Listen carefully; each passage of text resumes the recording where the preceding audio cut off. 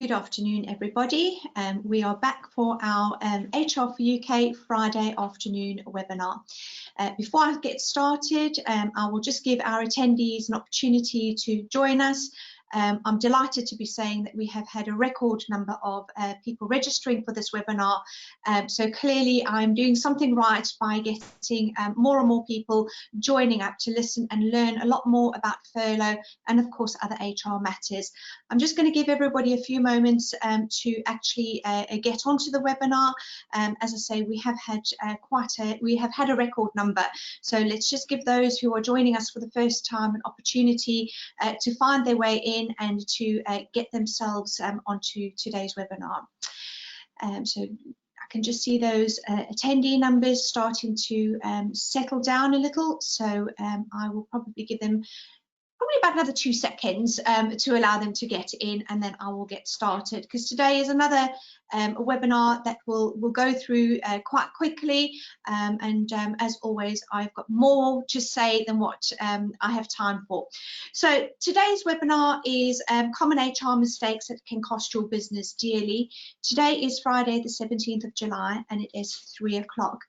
I'm Angela Clay from HR for UK, and I'm an employment law solicitor, and I'm the MD of HR for UK, and I'm responsible for HR for UK's role in supporting businesses like yours to get you through this coronavirus crisis, through the other side, and way beyond that, but by providing you with clear, practical support and guidance in any matter that you may have going forward. So I've said right from the word go, and I'll continue to say it every single week, that my vision is to make sure that your business comes out of this crisis successfully by offering you clear, professional, practical advice and support. Now, I've been supporting a number of clients over the last couple of weeks, as has my colleagues, who have had fantastic feedback about the support and guidance that we are giving them, and the feedback that we are getting is really, really fantastic. But you know, it's not about what I say, it's about what our clients say, and I would strongly recommend that you go onto our website to see what other people say about our services and support that we give. For those of you who don't know, our website is www.hrforuk.com. If you have a look at our messages and testimonials there, you know, it is one of those moments where it's a proud mummy moment where I read those reviews and it really makes it worth it, that I can make a difference to you in your business to help you with an employment matter that can be quite tricky or sticky in some cases. So the big question is, who is HR for UK? We are the leading provider of HR and employment law support. We also provide payroll and pension guidance and support services, as well as health and safety. We've got over 30 years experience, and we've got some really, really good reviews, as I've already said, on our website. And I would strongly encourage you to go and have a look at that. So again, let's just have a quick look at what we're going to cover today. But before we get to that, just a couple of housekeeping matters. Please use the chat box, in fact, not the chat box. If you can use the question box on the right-hand side of your control panel, where you can put your questions to me. They don't have to be about today's employment matters that I'm going to cover. It's about any HR issue that you may have. I know we're still in the midst of furlough, flexible furlough, furlough claims, flexible furlough claims, and everything else furlough. Any questions that you have, of course, pop them into the question box, and hopefully we'll get to answer those at the end of today's session. But as always, if we don't get a time to get to all the questions, we do collate them and we do compile a completed question and answer, which we will send to you afterwards. So please do ask those questions. As I said, they don't have to be related to today's webinar. They can be about anything that you may have a question about. So please do put it in there. I do look forward to answering those questions, and also it would be really helpful if you can just pop a few lines in there in what topics you would like me to cover going forward, because my webinars are only as good as what you want them to be. So without your support and guidance in letting me know, just give me a little bit of a nudge of what you would like me to cover. That would be extremely helpful, and I would be delighted to be able to give you a webinar that's going to be good for you. Because if there's one person in the room that's thinking, oh, I'd like some advice and guidance on this, I can assure you there's probably at least another 2 or 3 people thinking the same thing. So do pop your questions in. Do let me know what you want me to cover in future webinars. And let's get this started. Just a quick reminder that you will get a copy of this webinar recording, as well as those all important Q&As that come out afterwards. So don't worry about if you're going to miss it, if you need to pop off early, or you want to listen to it at another time. Of course, you can go back and review it. Cecile, congratulations. You are the first person to be putting your question in there.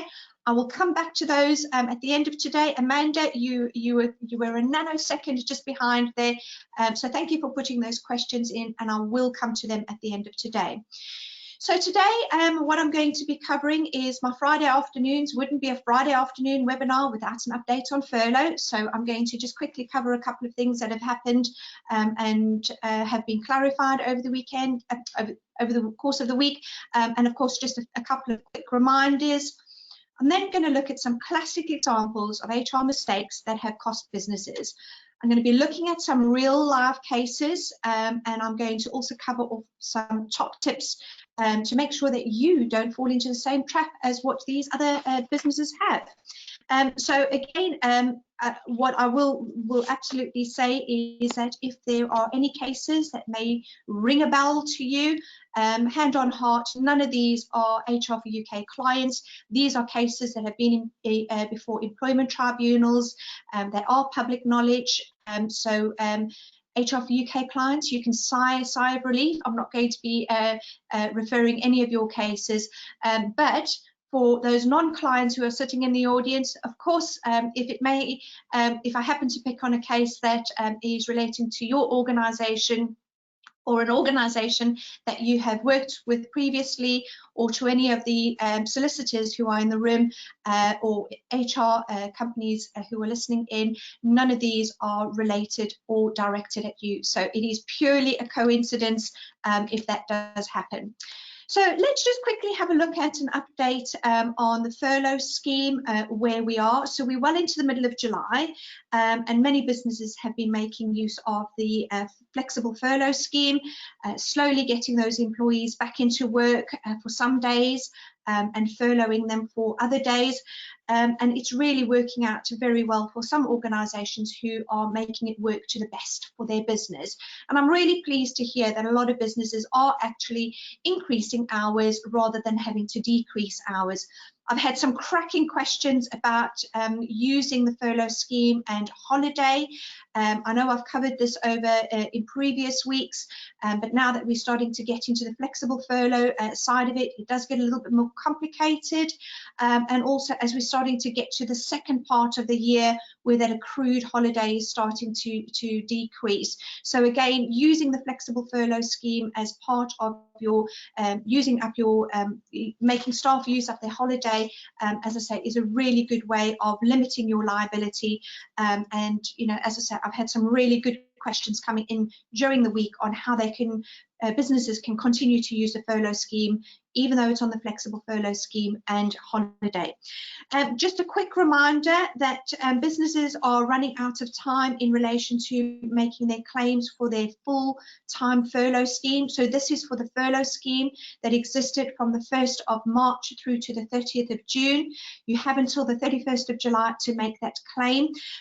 You can still continue to furlough staff on a full-time basis, but do make sure that those claims are from 1st of March to the 30th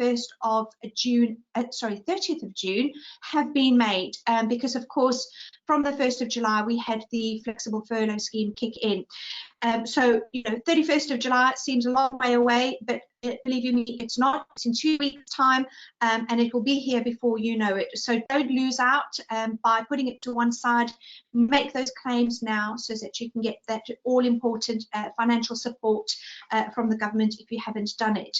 Also, just a quick reminder that your claim for any furlough grants for July, so this is from the 1st of July to the 31st of July, must also be made by no later than the 31st of July. So this will include those claims that are on full-time furlough, as well as those who are on the flexible furlough.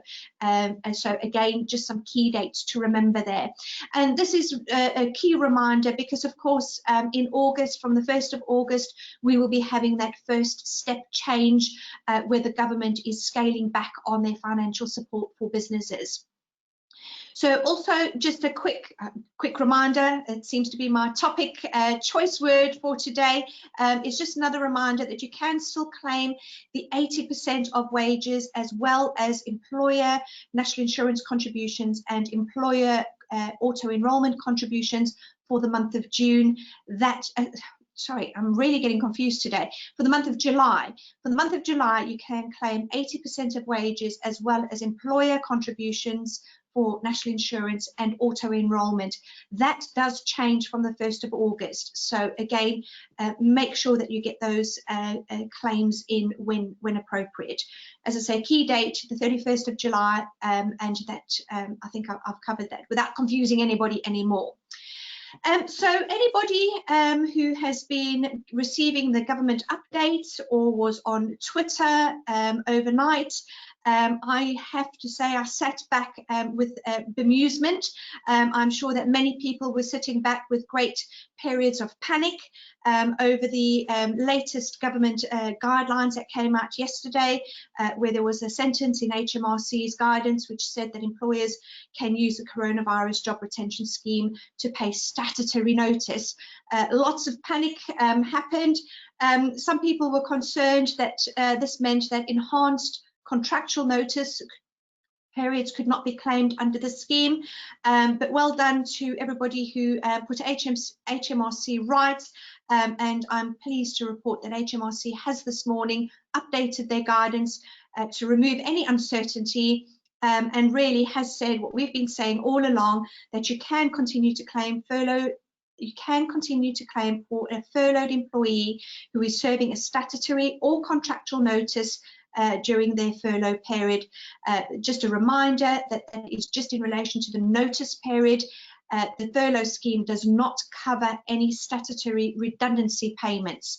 The only payments that it will cover is, of course, holiday and notice, and of course any worked hours. So that is at least clear. We've got some clear guidance on that. So anybody who was panicking yesterday, you know, you can rest easy if you've been following our advice and guidance. We still bang on the money. We are getting it right, and you know, I'm pleased to say that you know, I do personally go through those moments of panic when there is a change, until I make sure and I read through to make sure that it is actually correct. So, talking about HR mistakes that can cost your business dearly, I have to say that earlier today I had to hold my head in my hands when I had to advise a client that they had completely got the furlough scheme pay wrong with a highly paid employee. We work really hard in terms of making sure that our advice that we give to you, the documentation that we give to you, is all there to protect you. If you follow our advice and guidance, you are protected. But of course, we can only protect you if you follow our advice. I was really having to explain quite clearly to a client today that the furlough agreement is the document that has the teeth. It's the document that has the bite. Our client had sent out the furlough covering letter, but failed to attach the agreement, and are now wondering why the employee is wanting to bring an unfair pay, an unpaid wages claim against them for not paying them 80% of their full salary.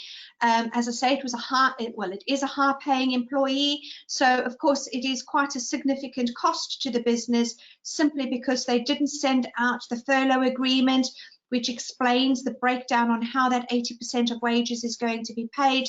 And of course, we all know that there is that cap on that 80% of wages, but because that agreement itself hadn't been sent out, I'm afraid that the letter itself does not have the teeth that they need. So yes, I have to say I held my head in my hands, but I have now advised the client, and hopefully they will make good on the unpaid wages and don't end up having this matter escalate any quicker.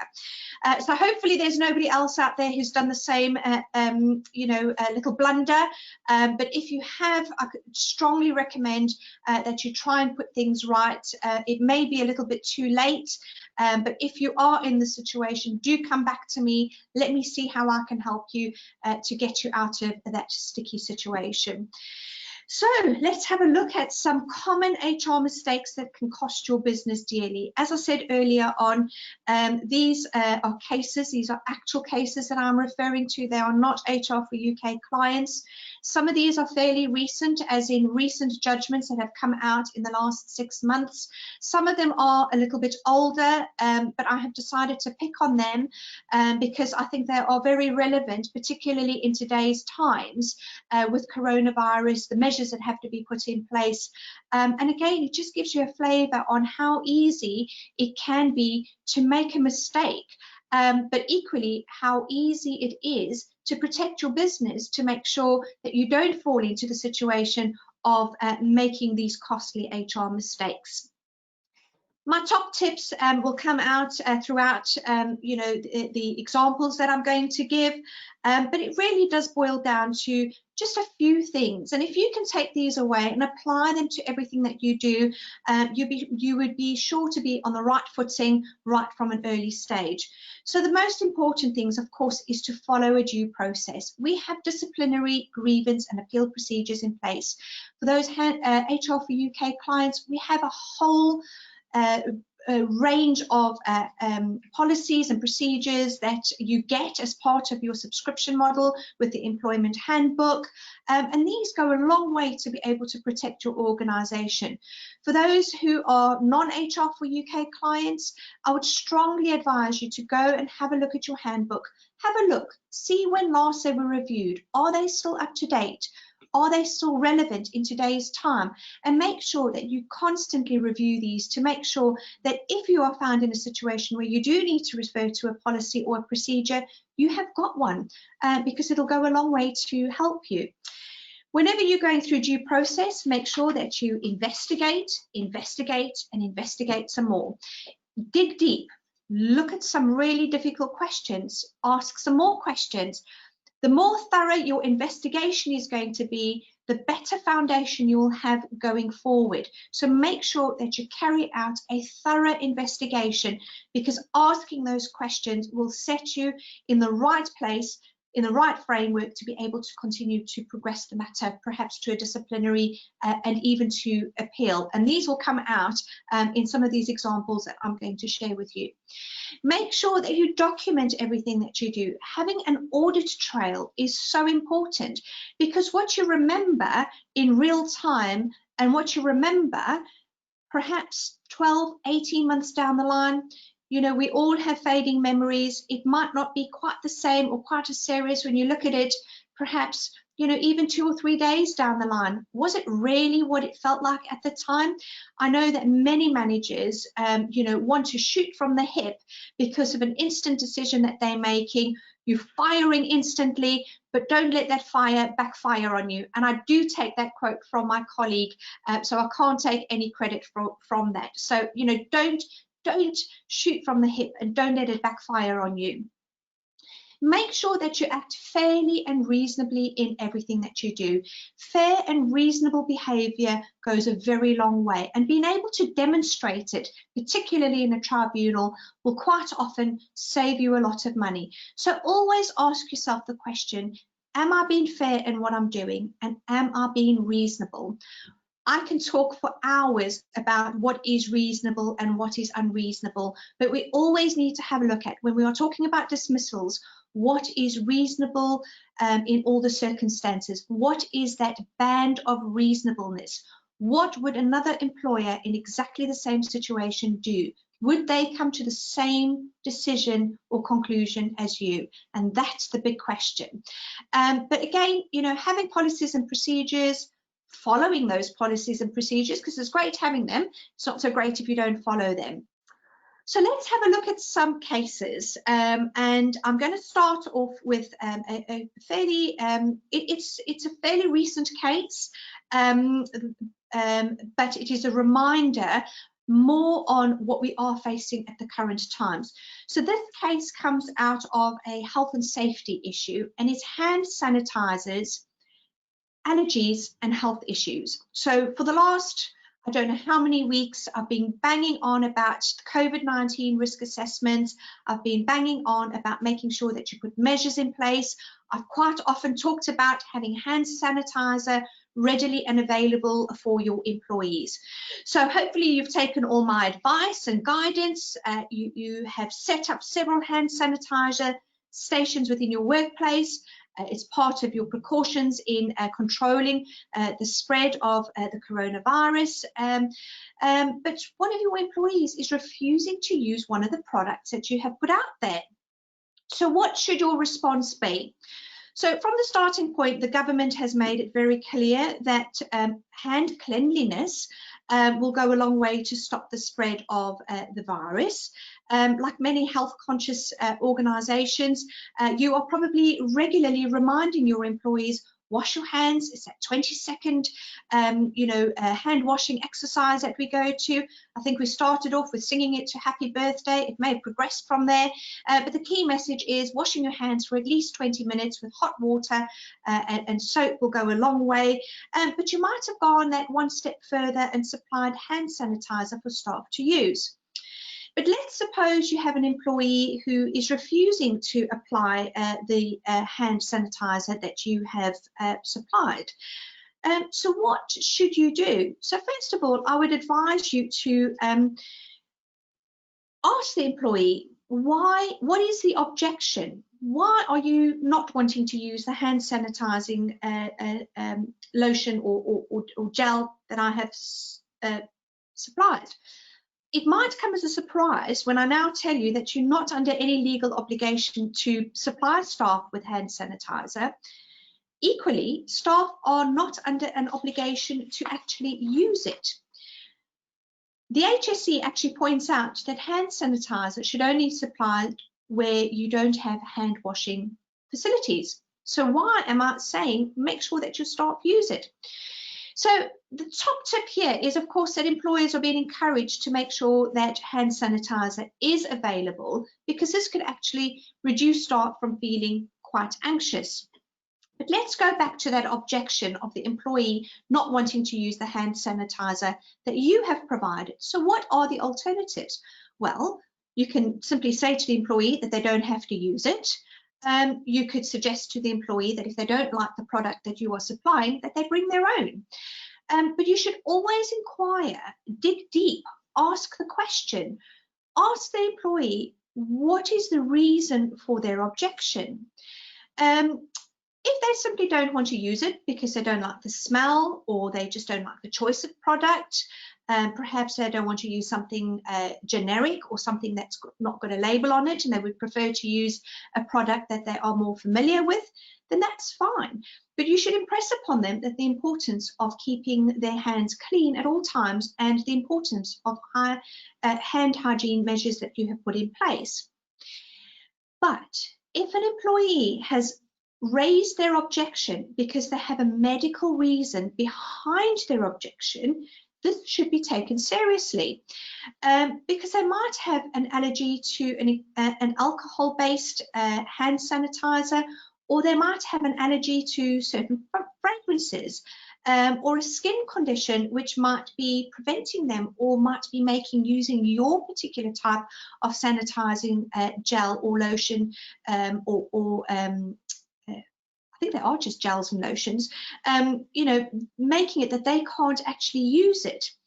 So where there is a severe allergy, this could amount to a disability, which means you have to be very mindful of disability discrimination. So we all know when we've got disability discrimination that we have to, as an employer, you are under an obligation to consider whether there are any reasonable adjustments that you can make. So again, this might include purchasing specialist sanitizing lotion, or certain hand sanitizers that are have certain are ingredient free of what's going to be causing the issue. You might need to get more specialist support and guidance in relation to what hand sanitizer you are going to be providing. Of course, if an employee has a mild skin condition, that may not result in it being classified as a disability, because it might not be enough to be that impact on day-to-day life, which is, you know, the broad term a test on whether, you know, it is a disability. So again, don't just discredit someone saying, I don't want to be using your hand sanitizer. Dig deep and ask those questions. Whatever you do, and this is a big tip, with an employee who perhaps does have a medical condition, do not, under any circumstances, suggest as part of as a measure that they wear gloves rather than sanitizing their hands, because of course wearing gloves may give rise to a completely different cause of conditions. So for example, the employee may well have a latex allergy. So don't impose something that you think might be helpful, which in turn might turn around and be unhelpful and actually dig you in a deeper hole than what you're already in. So I think the key takeaway from hand sanitizers is ask questions, see if there's another way, and see how you can move forward. But always be mindful of any potential skin conditions that may be considered as a disability, in which case you do need to consider reasonable adjustments. So still on the topic and of hand hygiene, I'm going to have a look at a case that was before an employment tribunal where a dismissal was fair. So this is a fair dismissal where an employee was dismissed for not washing their hands. So this is a fairly old case. It's a case from 2016, but I think it is very relevant in today's times, particularly when we are talking about hand hygiene in relation to the coronavirus. But in this particular case, an employee was sacked for not washing his hands and lost his claim at an unfair dismissal tribunal. So does this mean that you can safely dismiss one of your own employees if they have not washed their hands? So again, as I'm going to go through the case, you're going to think, oh, this is all really good. But the underpinning things behind this particular case is they followed a due process and they had the appropriate policy in place when they went down the dismissal. So this particular employee had 11 years employment, continuous employment with this particular employer. They had an additional 25 years experience in the industry. This particular employee went, obviously they're working with food and had, you know, hygiene measures in place that needed to be adhered to in terms of washing hands. The employee left the food production area when he needed to fetch some safety equipment. When he returned back into the food production area, it was noted that he hadn't washed his hands. This was put to the employee, said you haven't washed your hands, and he quite freely admitted that he hadn't done so. So the employer decided that this was quite a serious breach and commenced disciplinary action against the employee for his failure to wash his hands. So during the disciplinary hearing, although the employee was very apologetic, he had already acknowledged that he had not washed his hands, the employer decided that they were still going to go ahead and dismiss the employee for not washing his hands, as this was a breach of the employer's hygiene policies. The employee, quite rightly, felt that perhaps this dismissal was unfair, and he felt that the sanction of dismissal was a step too far, so he appealed the decision. But at tribunal, the employer felt that actually it was an appropriate sanction. So they did go through the appeal hearing, the dismissal was upheld, but of course, because the employee had 11 years of service, he brought an unfair dismissal claim to the employment tribunal, where the employee argued that the decision to dismiss was outside the band of a reasonable response. And he put forward to the tribunal that a lesser sanction should have been imposed, for example, a final written warning. And this is where the big bun fight started.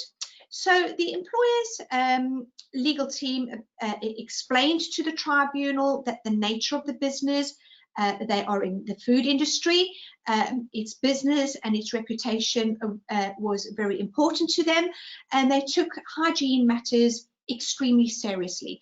Now you can understand that if you are in that kind of industry, you're dealing with food, you would expect a very, very high standard of hygiene. The employer's representatives further pointed out that not only did the employee have 11 years experience with their organisation, but he had a further 25 years experience in the food industry. So this meant that he should never have made that mistake in the first place. It should be ingrained in him, and it should almost come as second nature that he should be washing his hands when going back to work with the food production. But it went even further than that, where the employer felt that actually they could not now trust the employee not to wash his hands when he had moved away from the production area. So, they were really, really strong in their argument as to why the dismissal was fair and why it was unacceptable risk to their customers and the success of their reputation to allow this to happen. The employment tribunal was on the employer's side, so luck was on employer's side, and they accepted that the principal reason behind the reason of the dismissal was because of the breach of the hygiene policy, and that the dismissal was a fair dismissal. This does not mean that you can sack your own employees just because they haven't washed their hands, okay? So that's the message here. Don't think you can go firing away because somebody has not washed their hands. And I think this is quite clear from this case, is that you can only really rely on that if you have got a hygiene policy in place, and that process and procedure was clearly followed. And it is important that you have a hygiene procedure in place if it's absolutely necessary within your organisation. It may not be appropriate to have a hygiene procedure and policy in place if you never really require it. So again, it's about making sure that you have the appropriate policies and procedures in place for your organisation. It has to be job specific. It has to be specific for your organisation. So it would flip on its head that it would be quite a different outcome potentially if an employee doesn't work in a job that requires regular hand washing and it is bound by a hand hygiene policy.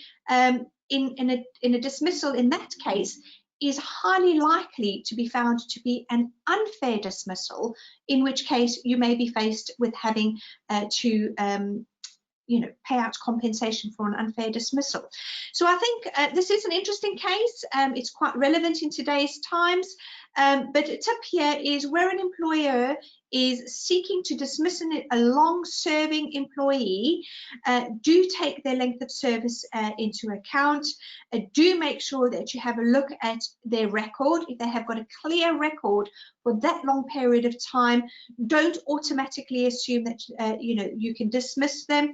Do make sure that you do take into account. In this particular case, it actually went against the employee, but that doesn't mean that it won't go against you in any future claim. So again, make sure you have a look at everything before you decide to make that dismissal. So the next case I'm going to have a look at is a fair dismissal for sacking an employee for taking a yogurt worth just 39p. Again, this is, you kind of like think, well, you know, dismissing someone for taking a yogurt, is that really a case? But again, it is, and as I referred to before, this is a genuine case. So we quite often find ourselves in situations where employees often help themselves to their employer's stock, particularly if it's of a low value. In this particular case, it was a yogurt of 39p.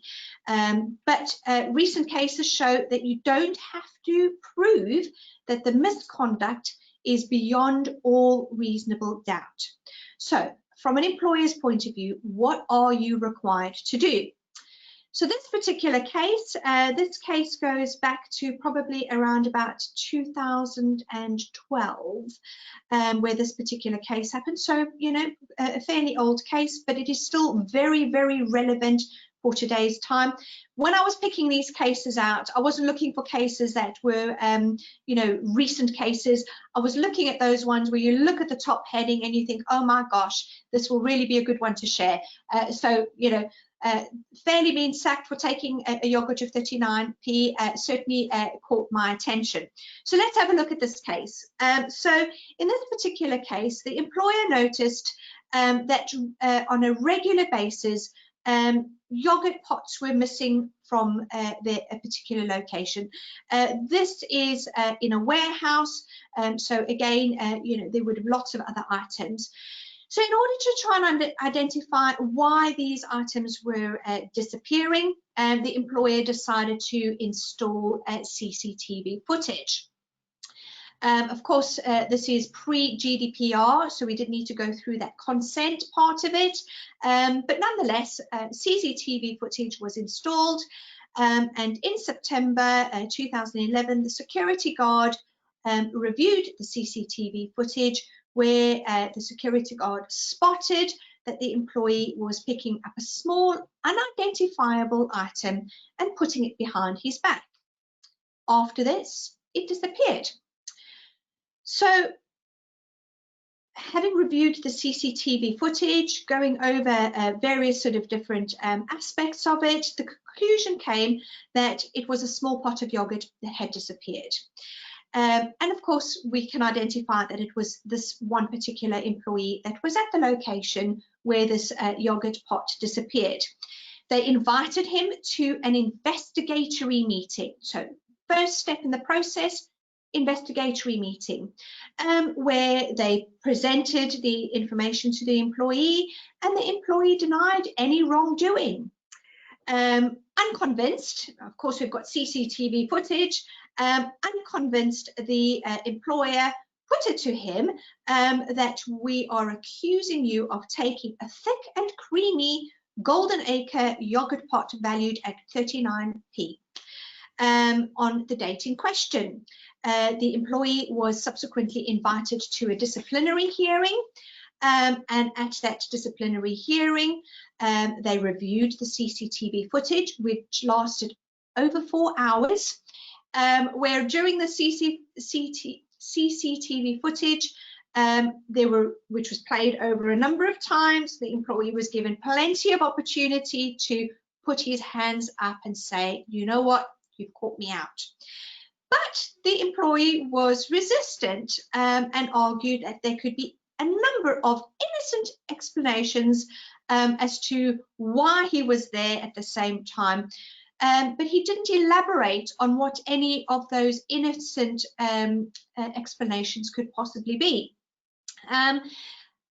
Never mind, it was common ground that it was identified that this was taken. It was also identified from the CCTV footage that the employee had gone to the toilet exactly 14 minutes after the CCTV footage recorded that the items had disappeared. And it further recorded that the employee was on the toilet or in the washrooms for a further 7 minutes. You're thinking, where is this going? But based on the evidence, the employer concluded that the employee could have put the yogurt in his pocket or his trousers and had ample opportunity to consume that yogurt pot during this comfort break. The employee was dismissed, and the employee, of course, went on to claim unfair dismissal on the basis that the disciplinary procedure was flawed, and that the decision itself was flawed. His main gripes in tribunal were that the rubbish bins weren't checked after the theft had been discovered, that it couldn't be proven that the yogurt had been put in his pocket. But of course, presumably it could have been put down his trousers or anywhere else. He argued that there was a significant delay in alleging him stealing the yogurt pot and his visit to the toilet. That significant delay, of course, is the 14 minutes. Of course, he said that 7 minutes in the washrooms is not itself unusual. You know, anything could happen in the toilets. But the tribunal looked at this claim and actually refused the employee's claim for unfair dismissal. And the reason why it came to this conclusion is because the employer had carried out a proper investigation.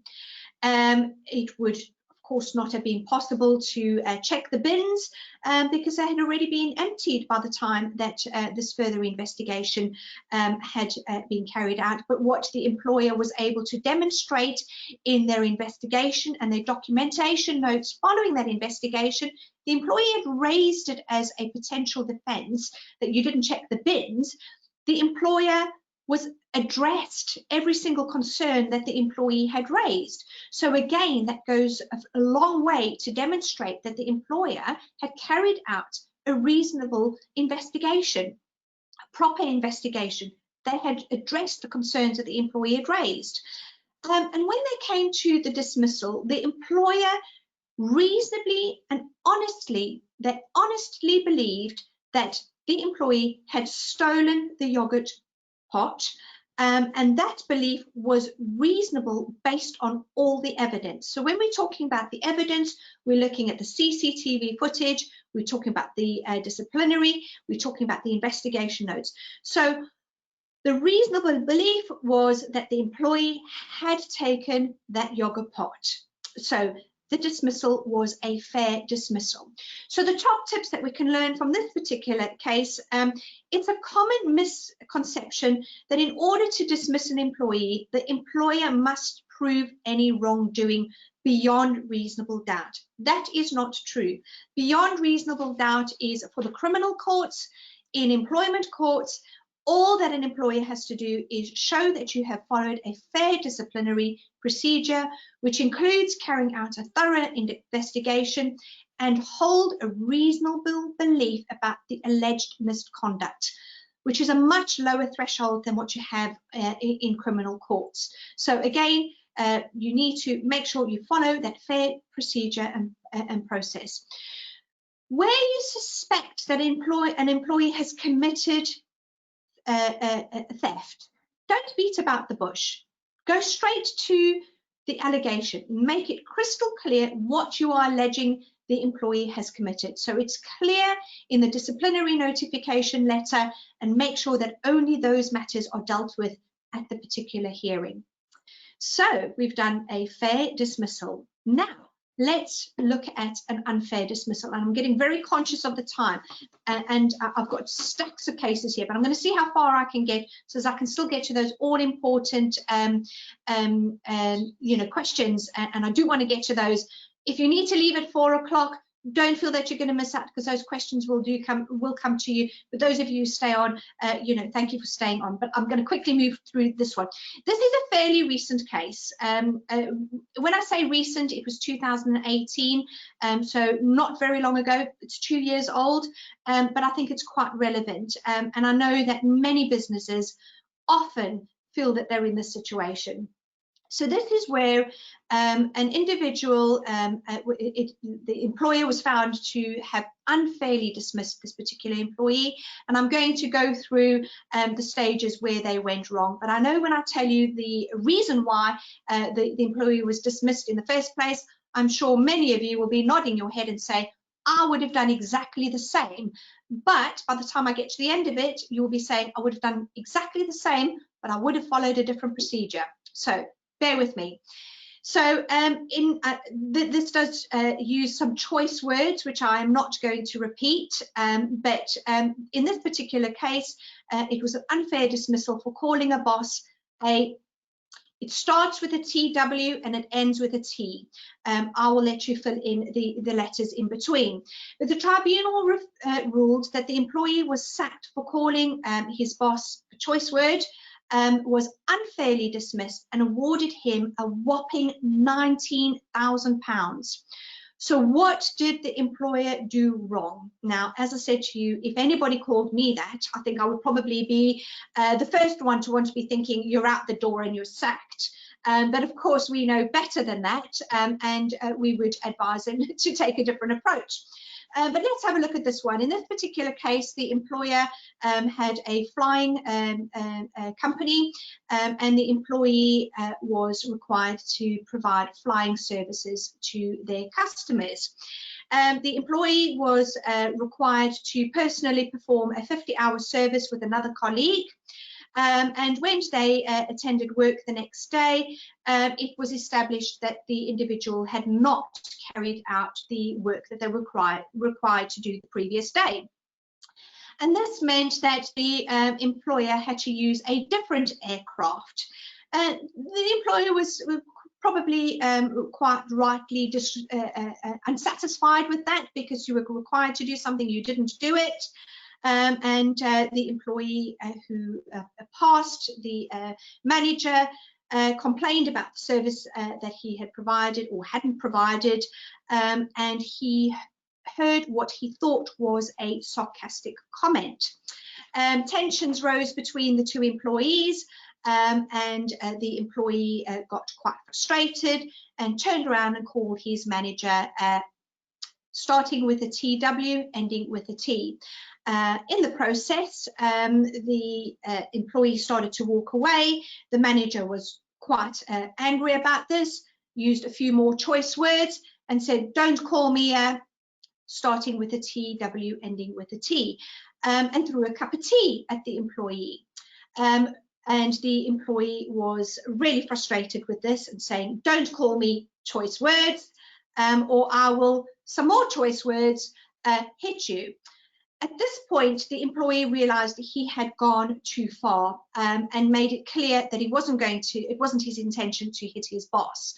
And the manager responded, right, I don't want you flying my aircraft, pack your stuff and leave. So the employee left, believing that he had just been sacked. So he packed up his belongings, put his keys on the desk and left. In his absence, the employee, of course, didn't return to work, because as far as he was concerned, he had been sacked on the spot. He received a letter of invite, inviting him to a disciplinary hearing. The employee didn't attend the hearing, and of course, the disciplinary hearing went ahead in his absence. And in the disciplinary hearing, he was dismissed without notice, so summary dismissal for gross misconduct for calling a director and his manager of the company a choice word starting with a TW, ending with a T, and threatening to hit him. It comes as no surprise that the employee brought a claim to the Employment Tribunal for unfair dismissal. Now, I'm sure that many of you are sitting there thinking, where did this all go wrong? But let me tell you where it went wrong. So let's face it, on the face of it, these are, clearly tensions had risen. It is unacceptable for an employee to call their manager or director of an organisation choice words like that. In fact, it's unacceptable for them to be using that kind of language in the first place. But let's have a look at where things went wrong. So first of all, we knew that the employee had committed an act of gross misconduct, so we can actually identify that it was an act of gross misconduct. But nobody told the employee that he was suspended pending disciplinary hearing. Point number one, we went wrong. So without that suspension letter, without confirming that this is what they were going to be doing, it was quite reasonable for the employee to consider himself as dismissed on the day when that exchange took place. So although the employee's conduct amounted to gross misconduct, the dismissal itself was considered to be unfair because there was no procedure that was followed before the dismissal. So again, you know, we just dismissed before following fair procedure. We tried to get it right by inviting to a disciplinary hearing, but of course by that time it was too late. So again, this is a prime example of perhaps managers shooting from the hip, perhaps not thinking things through, but let's have a look at how we could have perhaps put this right. So no matter how serious an employee's behaviour and conduct may be, whether there is provocation involved, never ever dismiss an employee on the spot. Never say anything that can be interpreted as a dismissal. Refrain, try not use the words as pack your stuff and leave, or you're fired, or you know, get out of the business, because all of that can be interpreted as summary dismissal. Tempers do flare, and have another manager, where possible, contact the employee in the first instance by phone and invite them back. Try and understand what has happened, and then follow it up with a suspension letter. Because if you then suspend and then go through the disciplinary procedure, the outcome might have been a bit different. So again, even though following it up, this isn't a fail-safe option, but of course, if it's handled diplomatically, it will probably be smoothed over, it will put you back on the right footing, and it will get you to the end to have a fair dismissal. So again, let's have a look at another case. This is also around about the same time, where a dismissal has been found to be unfair. I don't think we have anybody from British Airways, so I will mention the name. If I do, apologies. If you represented the company in this, I would be honoured that you're listening to me, so I'm going to refer to this one. So British Airways were ordered to pay a former employee £19,000 in compensation after he successfully won his claim for unfair dismissal. So British Airways, a big name. What simple mistake did they make that cost them £19,000? So let's have a look at this one. And it just goes to show how easy it can be for an employer, doesn't matter how big or how small you are, to make a mistake. So let's have a look. So in this particular case, the employee was employed to do driving duties. He had quite a long history of sickness absences. Certainly between 2008 and 2013, he was absent for as much as 99 shifts in the year.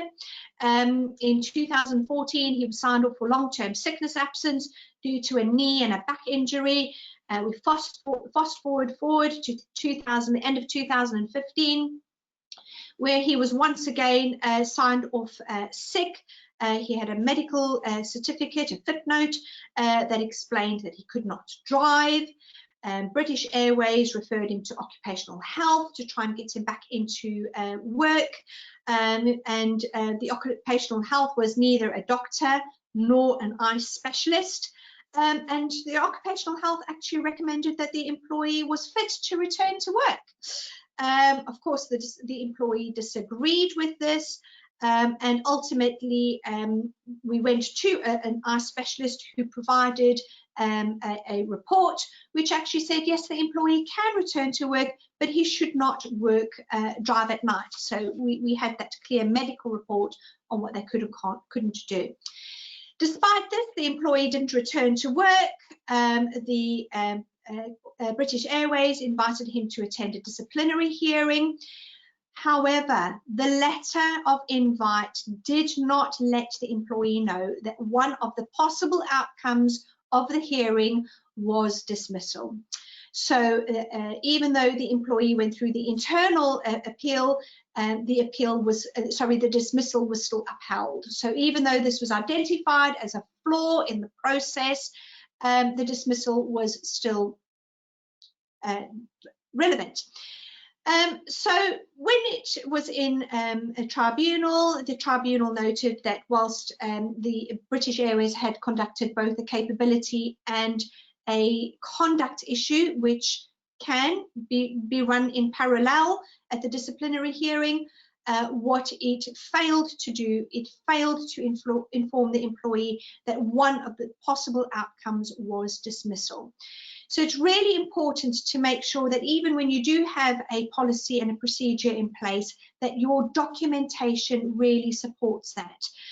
So tip number one here is where a meeting could potentially result in dismissal, you must always, always, always put the employee on notice that that may well be an outcome. Make sure that you give full details of the specific allegations you are going to be addressing, and make sure that you do not give general observations. I often see this in draft letters. Make sure that you are very, very specific. Having something general as you have a bad attitude or your sickness absence record is unacceptable is really not going to do it. You need to delve deep in a little bit more information. Be specific. And always make sure that if there is a potential of dismissal, it is contained within the letter, because a failure to do either of these will always render the dismissal as unfair. In this particular case, however, British Airways were very lucky to have got off lightly and only having to pay out £19,000 because the Employment Tribunal actually reduced the employee's original compensation by 33% compensation because of his conduct. So his attitude towards his employer didn't help him on this particular case. Because it ultimately docked his compensation quite significantly. I wanted to get to another case of £59,000 and a slice of humble pie, another employment tribunal claim that went horribly wrong and cost the business. I wanted to cover another one where £4,000 award was made for an employee who was accused of having too many antenatal appointments. That cost them £4,000. There was another case where an employee, and this was quite recent actually, where an employee was ordered to pay £2,769 to his work colleague, and this was in relation to an unlawful harassment case against him. So again, you know, some really, really good cases that I haven't got time to go through, but what I will do is I will do a brief summary for you included in those question and answers. So again, you know, looking at these, I think they are quite important.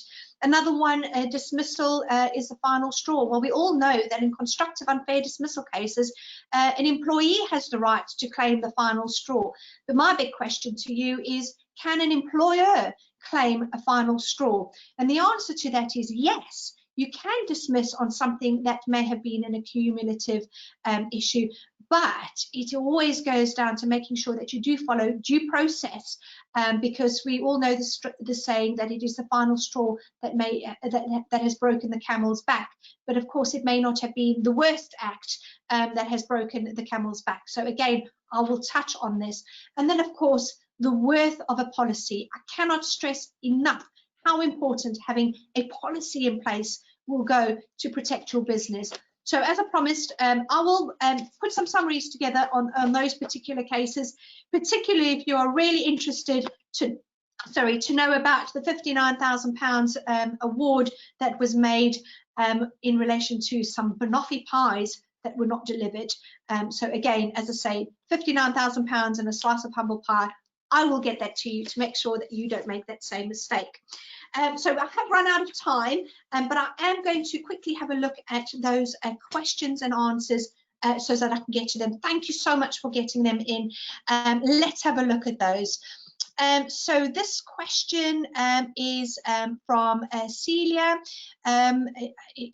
I think the question is a little bit short. You're restructuring the team and making a position redundant.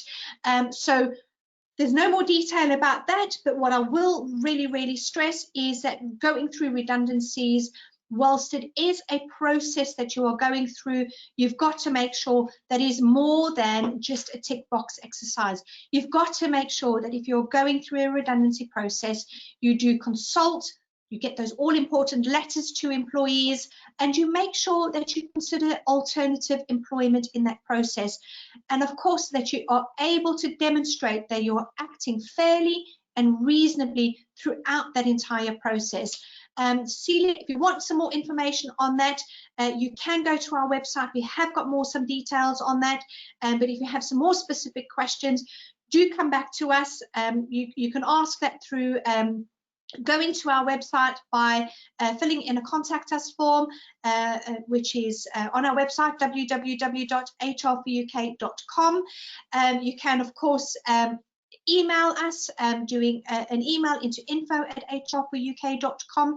But really, what we have found really helpful is that we do actually have a dedicated webinar in relation to redundancies. We have the light version, we have the interactive version, and of course we have that hands-on one-to-one version. So if you're looking for more information on that, again, I'll get it circulated out in our question and answers with the different redundancy packages that we have.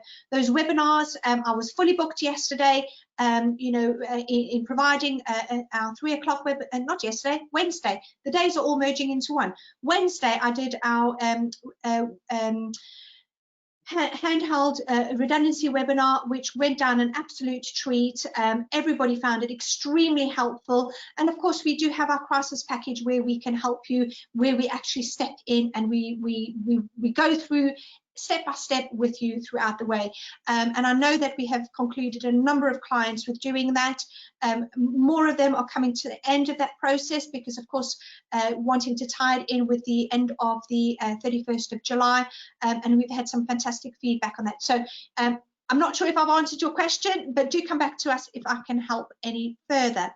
So the next question from Amanda, the question is, what holiday does someone accrue during furlough if they have 0 hours contract and accrues 0.0127% per hour work that they usually work? So again, looking at accrued holiday, you would go back to what their original position would be as in the same way as that you would have calculated what their pay would have been on the 19th of March. That's what you would have had a look at to see what it would have been then. So holiday is complex, it's complicated.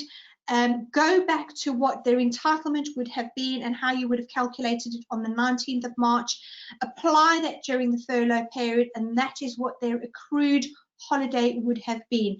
Amanda, what I suggest is that I will provide you with a much in-depth answer in the question and answers on how to actually calculate that so that you can apply that to your particular circumstance. But the key thing is go back to how you made those calculations on the 19th of March when we went into this furlough calculation and amounts, how you calculated. So a question from Linda Edwards. Linda, thank you for your question. You're looking for some advice about drafting basic references, please.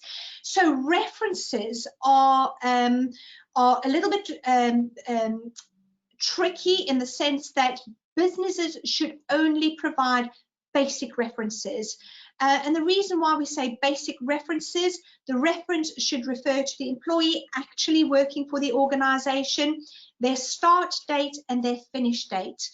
You could add information about their job title, and you may want to go a little bit further by giving a brief description on what their duties and responsibilities were. But I would strongly advise that you do not provide any further information than that. And the reason for that is quite simple, is that if an employer, a new employer, is going to be relying on your reference, and you have given a glowing reference that an individual is highly capable and competent in doing a particular task, and the new employer relies on that reference, on that glowing reference of the employee being able to provide, do a particular task with a particular capability, and it turns out that they only hired that employee because of that reference, and it turns out that they don't have that capability, they could come back after you. So it's quite common to provide references that just stick to the facts. I would strongly advise any employer providing a reference that is glowing and personal.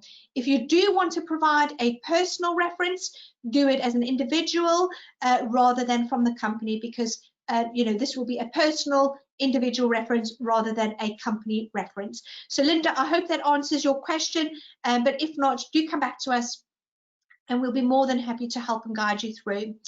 So we have another question here from Manuel.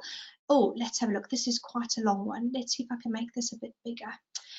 So we had made 2 employees redundant at the start of the pandemic, just before furlough. They were put back onto the payroll when furlough started to help them out at the management's decision. Management are calling it a gesture of goodwill. Do they have to be made redundant again? And are they entitled to their notice period and their holiday accrued? That is a brilliant question. Thank you very much for asking that. I'm not going to be able to give you a straightforward answer because it will all depend on what you agreed when you took them back on. So if you agreed that they can come back on and but their redundancy will still remain, then no, you will not need to repay them their holiday, accrued holiday, and you will not need to repay them for their notice period. If, however, you brought them back in as an employee and you thought, well, let's put you back into the position that you were in, I'm afraid, depending on how that has been phrased to the employee, they may well be entitled to accrued but not yet taken holiday during the furlough period. It may well be that they are entitled to their notice period. So it'll all depend on what you agreed when you decided to get them back into the business. And this is a prime example of an employer doing the right thing, but it coming back and biting them on the bum. Manuel, if you would like me to have a look at that in a little bit more detail to give you a specific answer, let me have a look at what you agreed and I'll be able to be specific for you. Don't worry, I will give the answers in the Q&A so you can have that as a fallback position. But do drop it into me and I will have a look at that for you. You've got an addition to that question.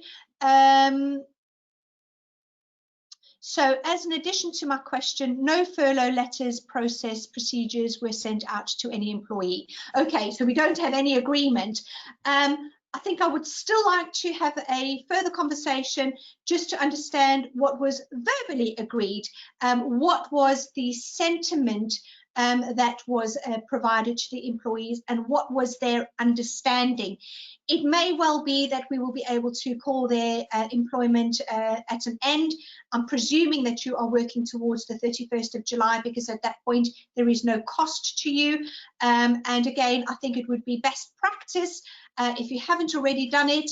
I would strongly advise you to send them a letter now to say that as the furlough scheme is starting to be wound down, with the employer starting to have to contribute towards the contributions towards employees, we will be now serving notice to bring your employment to an end as of the 31st. Again, Manuel, I appreciate no letters have gone out. If you haven't done a letter, strongly advise you to do it. If you would like us to cast our eye over it, please send it into HR for UK and I will have a look at that for you. So brilliant. Let's have the next question. So Farouk, thank you very much for your question. Your question is, we have asked employees to resume work and have therefore taken them all off furlough. One employee is refusing to return to work because she says she has got an underlying health condition. We have implemented new and increased initiatives in the office with regard to PPE, cleaning, etc. Invited her into an observation session, but again, she has made excuses when this has been scheduled. She's got over 2 years service and we need to manage this sensitively. We gave her the opportunity of providing a footnote from her GP, which would entitle her to statutory sick pay, or alternatively go on to unpaid. She's not provided a footnote, so from the 1st of July, we have put her on unpaid leave. She's accruing holiday pay, working 8 hours per week, contract in the interim. What options do we have in anticipation of her not willing to come back anytime soon and potential redundancy? Wow, long question, brilliant question. So let's break that down. So you have taken the right steps in carrying out a COVID-19 risk assessment. You've taken the right steps in making sure that you have implemented those measures. You've shared it with her. You've invited her to come back into the business. So you have really done quite a lot to try and demonstrate that actually it is okay for this employee to come back into work. She's not provided you with a footnote. We also know that shielding in England comes to an end on the 1st of August. So even that argument from the employee's point of view is increasingly being diminished. Farouk, what I would suggest that you do is you try one last time to the employee to invite her and encourage her to really consider her options. What I can glean from your question, she has been on unpaid, but of course she's still continuing to accrue longer periods of service. She may well pip over the 3-year mark. I know that in the meantime she is also accruing holiday. So again, there does come a time where you have to draw a line in the sand, and I would certainly say that you've done a lot. You've gone a long way in trying to do this. Let's give her one more opportunity, and I would suggest that you wait until after the 1st of August before you do that, because you won't then have the reliance on the shielding coming as an argument between now and then. We've only got 2 weeks to get to that point. So my advice would be sit tight. She's unpaid at the moment. And let's have a look at trying that second opportunity to invite her back in. Do remember that this may well be a situation where a dismissal potentially could be for some other substantial reason. So again, that will be the principal reason. Let's have a look that we make sure that you go through a fair process in going through that. You've already done quite a lot of the groundwork. Let's make sure that you don't trip at the last hurdle. Let's make sure that we get you over that line fairly, reasonably, and you can either get the employee back into work or we consider termination of her employment.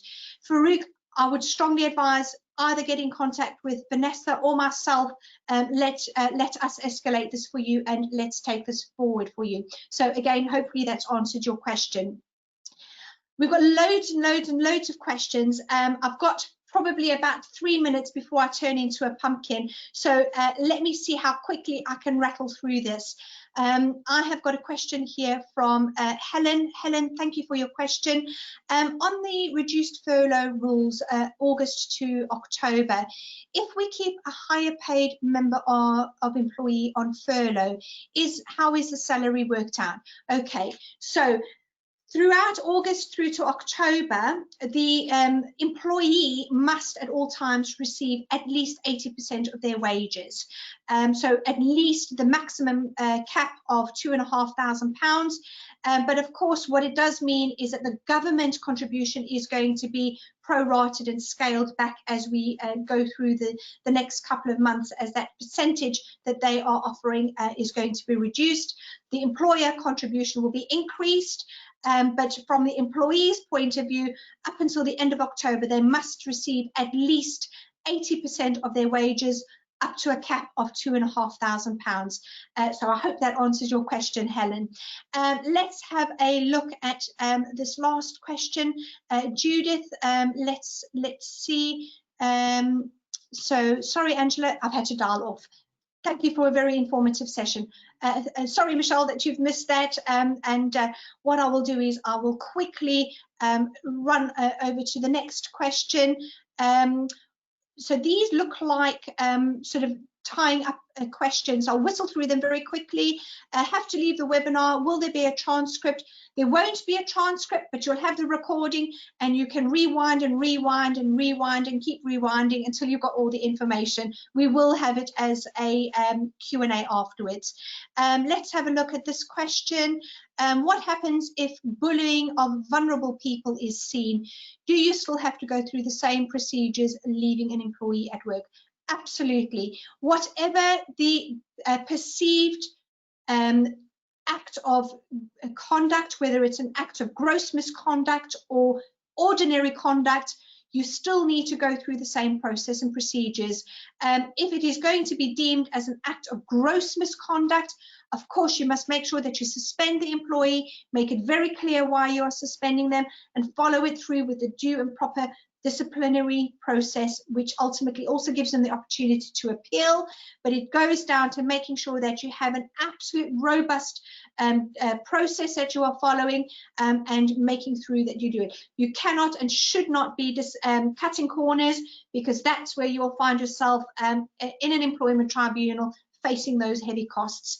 So please, please, please don't cut corners. You do need to make sure that you follow those procedures. I'd love to carry on answering these questions, but as I say, there comes a point in the afternoon where I am going to turn into a pumpkin, and it's about to get to that point. Just as a very quick reminder, thank you very much for everybody for listening to me. I will pull off all those questions. We will provide you with the Q&As, and you will also get a recording of this webinar. I can't believe where the time goes when I'm talking about these things. I'm so passionate about making sure I keep you on the right side of the law, and I do hope that you find these webinars interesting, helpful, and that you learn from them.